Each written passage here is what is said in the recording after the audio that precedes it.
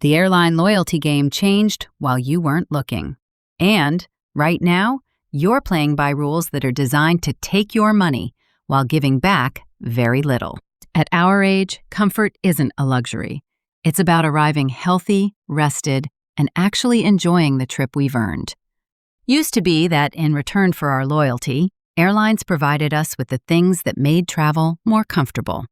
How things have changed. In the next few minutes, I'll show you exactly why elite status has become a $28,000 scam and give you a step-by-step system to fly in comfort for way less. Hi, I'm Mary. I've done the travel planning for our family for years and thought I knew everything. You see, my husband used to fly a lot for business. He flew so much that he earned elite status with multiple programs over the years. Because of this, whenever we traveled for fun, his status allowed us to easily upgrade to business or even first class.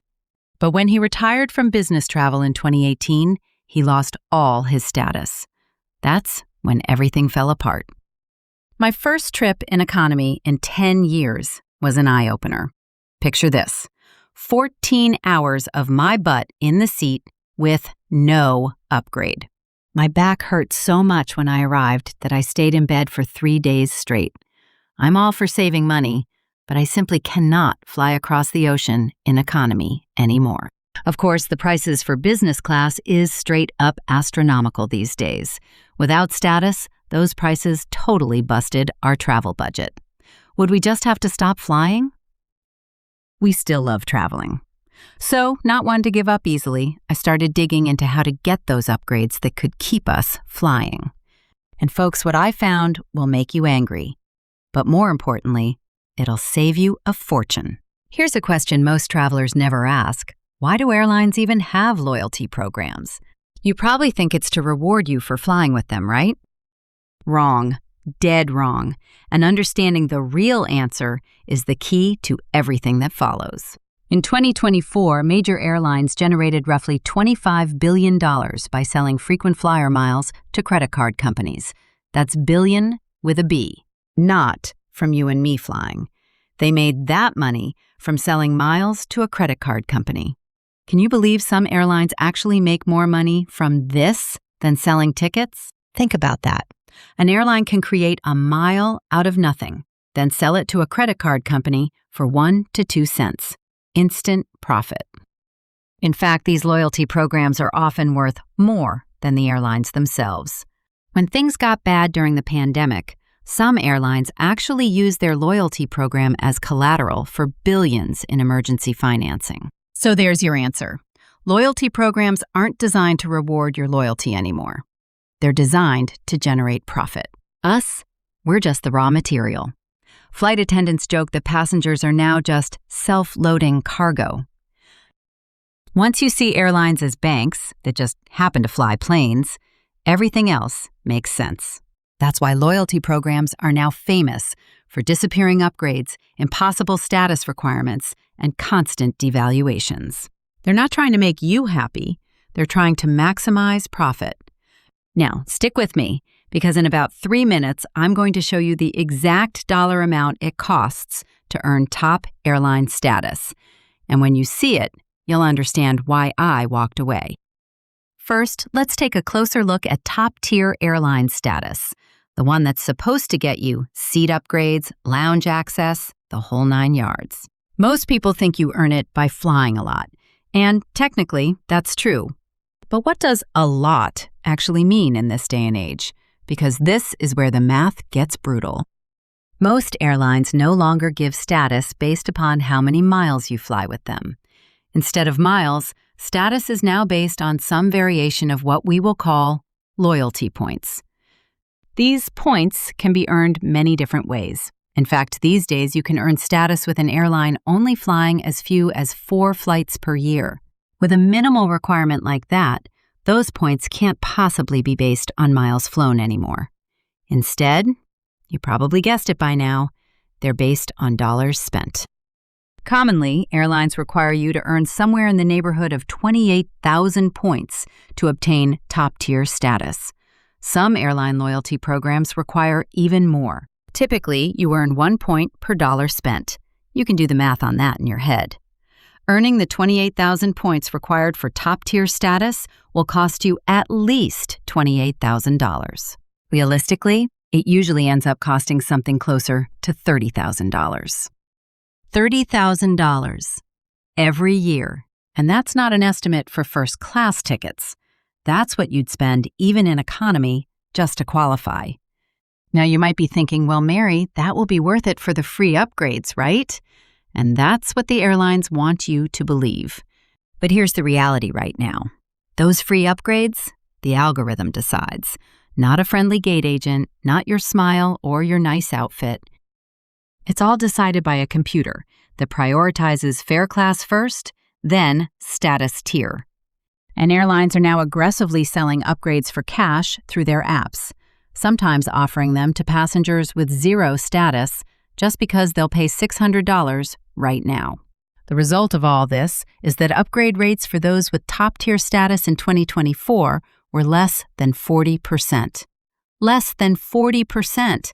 And some of my friends report that upgrades have pretty much disappeared entirely for their favorite routes. You could spend $30,000 to earn status and still sit in economy more than half the time, or even less on popular routes. Then when you do get an upgrade, it'll be on that 1-hour domestic flight. And what do you get? A slightly wider seat and a glass of orange juice before the flight departs. $30,000 for that? But it gets worse. What if I told you that on the flights where upgrades matter most airlines don't even offer them for free? Here's the dirty little secret buried in the fine print. Free upgrades? They don't exist on international flights. They don't exist on most transcontinental flights either. That's coast-to-coast routes like New York to San Francisco. Think about that for a second. The flights where a business class seat makes the biggest difference, where you're in the air for 6, 10, 14 hours, those are exactly the flights where your elite status won't get you upgraded. For example, when you reach higher elite status, airlines will give you some sort of upgrade points or upgrade certificates that you can spend on seat upgrades.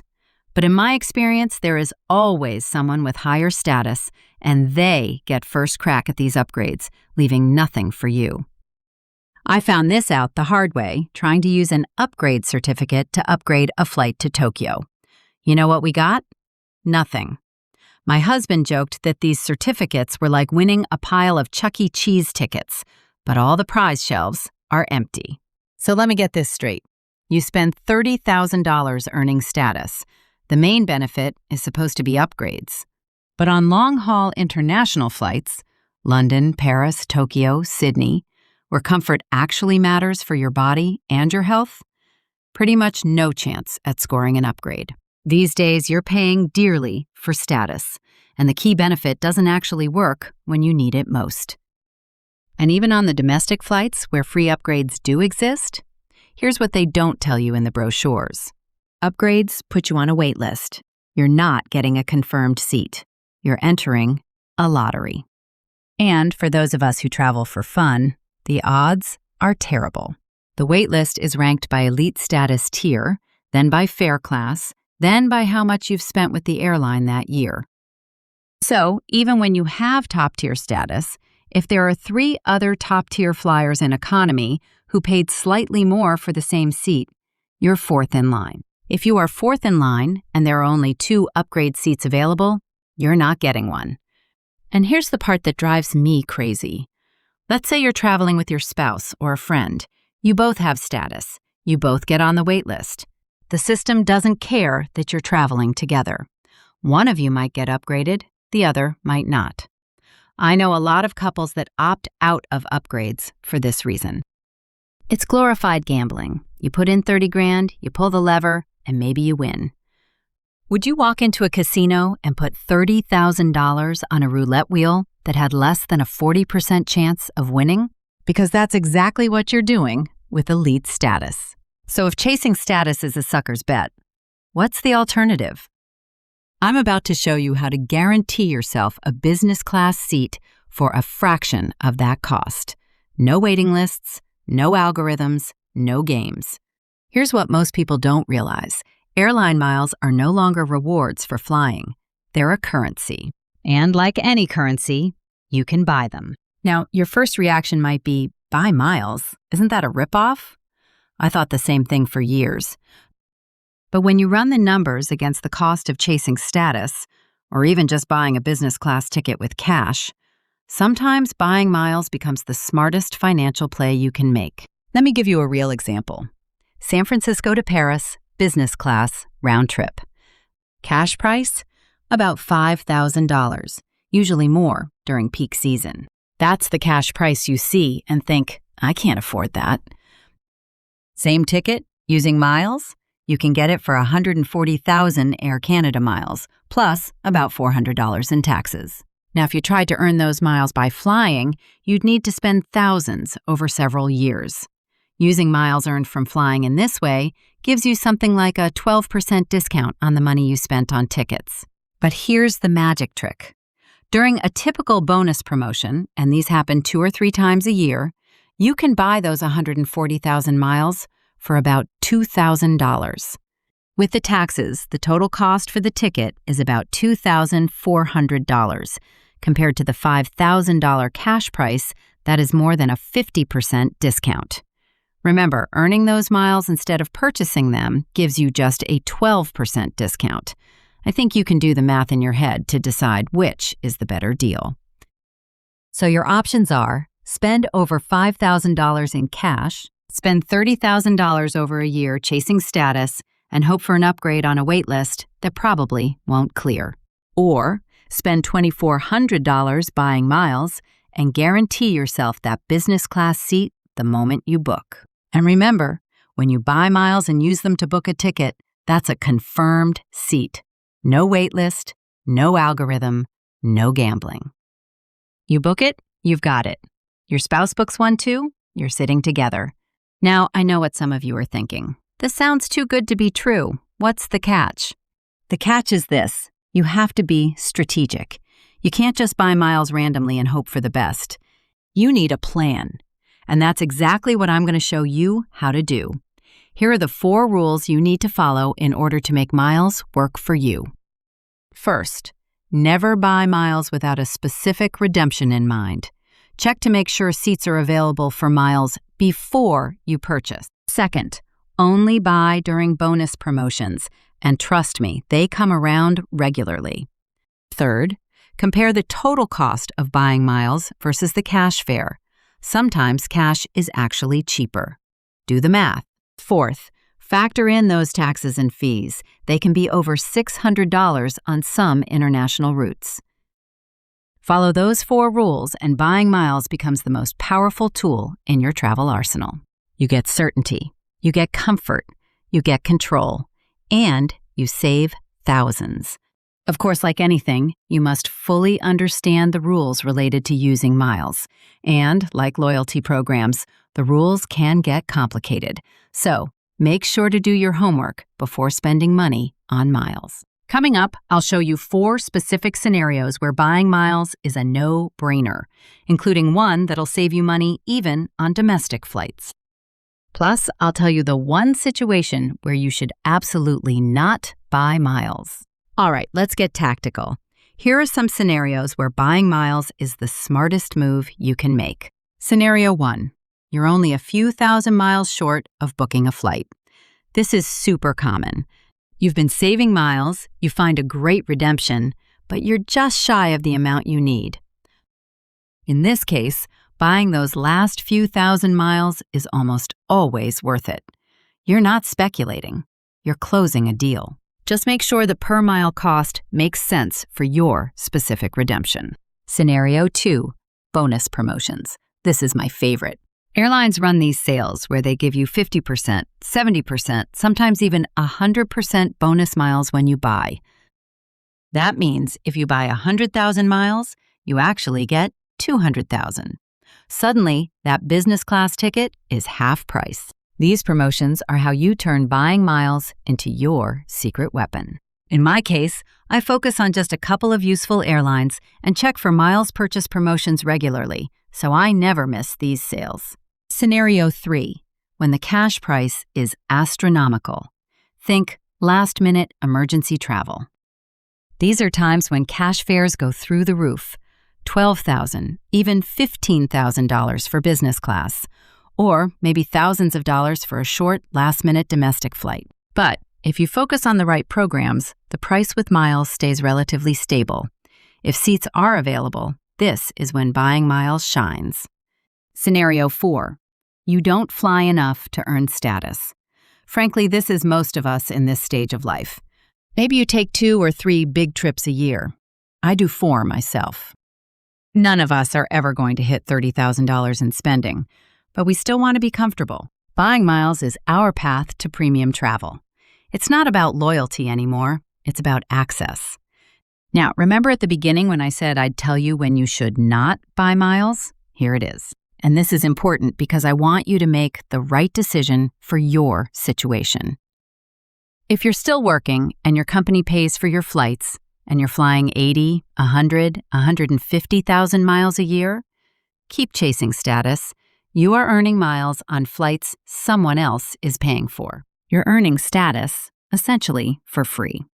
The day of travel perks, lounge access, free checked bags, priority boarding, and especially rebooking help during cancellations, those benefits are real and invaluable when you're traveling constantly. But for the rest of us, retirees, leisure travelers, folks who fly less than 6 times a year, chasing status is financial insanity. Buying miles is your power move. All right, let's make this actionable. I'm going to walk you through exactly how to set yourself up for success with a miles-based strategy. Step 1. Not all airlines fly to all cities. So, plan where you want to travel in the next year. That will determine which airline mile programs you should learn. Don't spread yourself too thin at first. 2 programs max. Step 2. Check regularly for bonus promotions. Check the airline website every few days when you are actively planning travel. If you check regularly, you'll know immediately when a big promotion hits. Remember, don't buy without a bonus unless you absolutely have to. Step 3, and this is critical. Always check seat availability before you buy miles. Log into the airline website, search for your route to see if any seats are available using miles, and confirm that those seats are truly available by picking up the phone. If seats are not available for miles, buying miles is pointless.